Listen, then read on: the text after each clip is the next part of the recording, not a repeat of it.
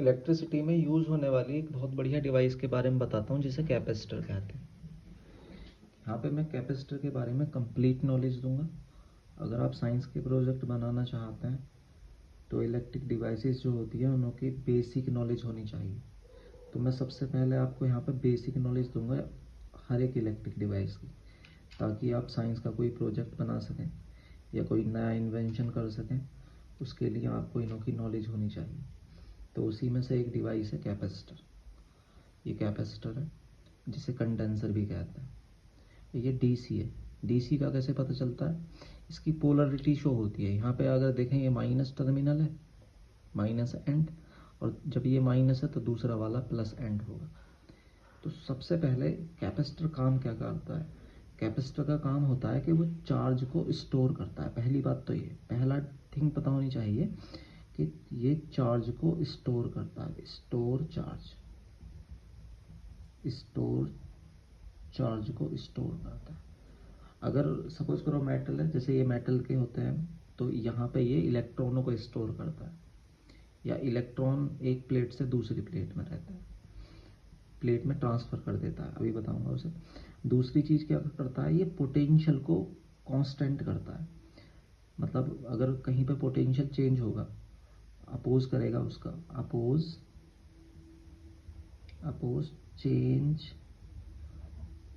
Of electric potential,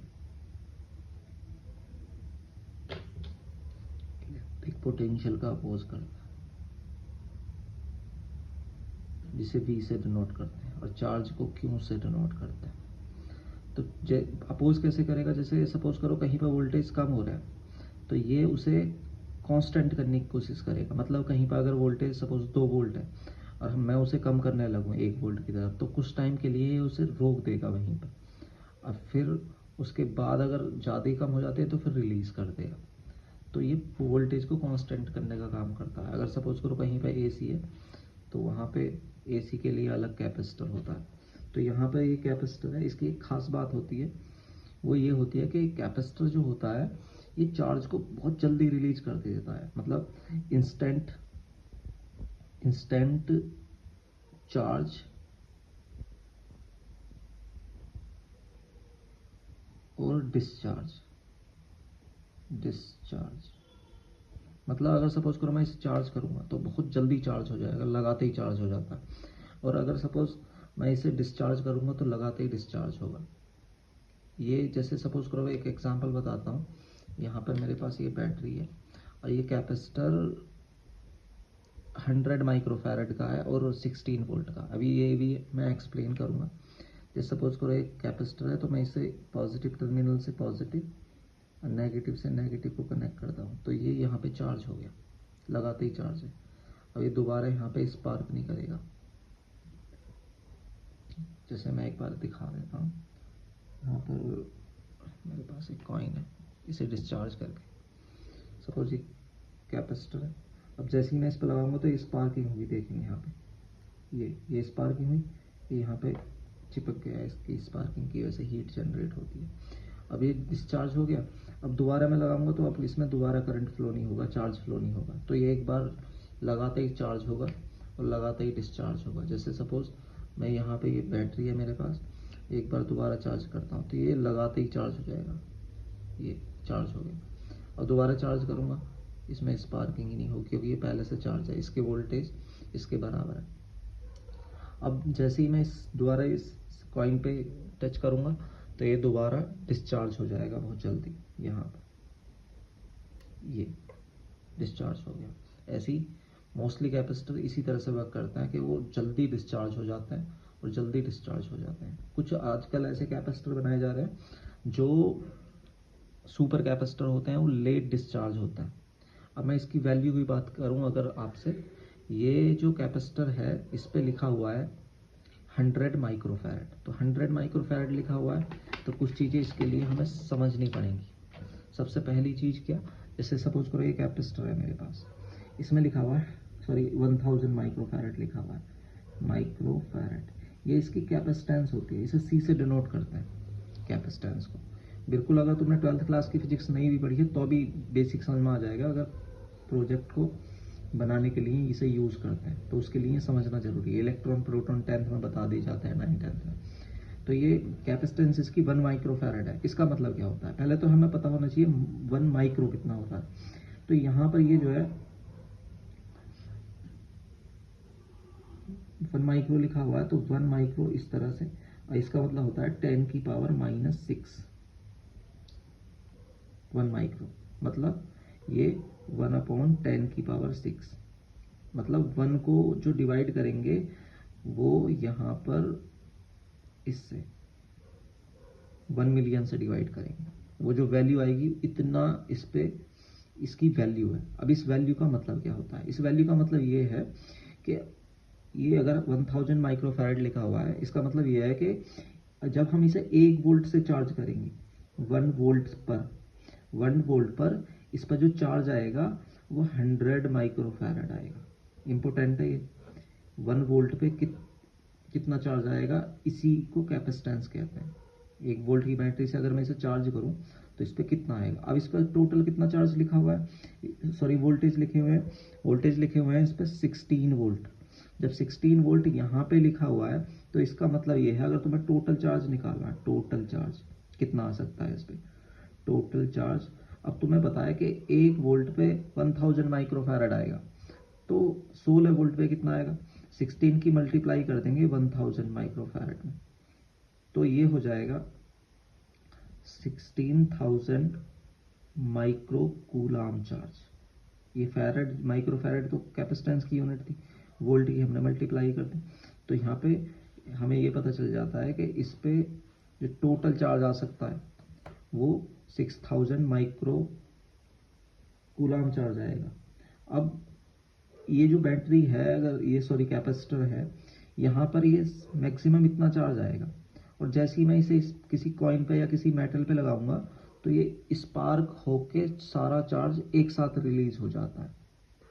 तो कुछ device ऐसी होती हैं जहाँ पर चार्ज की को बहुत तेज चाहिए, मतलब रिलीज होने के लिए। जैसे सपोज कैमरा होता है, उसकी फ्लैश एकदम चलती है और एकदम बंद हो जाती है, तो वहाँ पे बहुत तेज चलता है, तो वहाँ पे कैपेसिटर का यूज़ किया जाता है। वो निकॉन या कैनन के या सोनी के जो कैमरे होते हैं। तो यहाँ पर मैंने बताया कि इस पर मैक्सिमम चार्ज कितना आ सकता है, वो आ सकता है 16,000 माइक्रो कूलाम। तो यहाँ पर अगर सपोज करो इस पर ये वाला चार्ज है, और अगर मैं इसके सीरीज में एक रेजिस्टेंस लगा दूँ, सीरीज में रेजिस्टेंस मतलब जैसे एक कैपेसिटर है, कैपेसिटर का जो सिंबल होता है वो इस तरह से होता है, ये कैपेसिटर का सिंबल होता है इसी तरह से। अब ये दोनों एंड इसके बराबर शो करते हैं, लेकिन सेल का जो सिंबल होता है वो इस तरह से होता है। यहाँ पर एक छोटा होता है, एक बड़ा। जो छोटा टर्मिनल होता है वो नेगेटिव होता है, और बड़ा वाला टर्मिनल पॉजिटिव होता है। यहाँ पे जो डीसी कैपेसिटर है उनकी पोलरिटी शो होती है कि कौन सा प्लस है कौन सा माइनस है। एसी वालों की शो नहीं होती। तो इसके दोनों एंड्स जो होंगे वो यहाँ पे सेम साइज़ के होंगे, याद रखना। तो मैं ये बता रहा था, अगर सपोज करो इससे हमें धीरे धीरे चार्ज लेना है, धीरे धीरे चार्ज लेने के लिए क्या करना होगा, यहाँ पर सपोज यहाँ पर एक इसके सीरीज में यहाँ पर एक रेजिस्टेंस लगा देंगे, और उससे किसी हम एलईडी या बल्ब को जलाएंगे तो वो कुछ टाइम तक जलेगा, यहाँ पर ये बल्ब या एलईडी।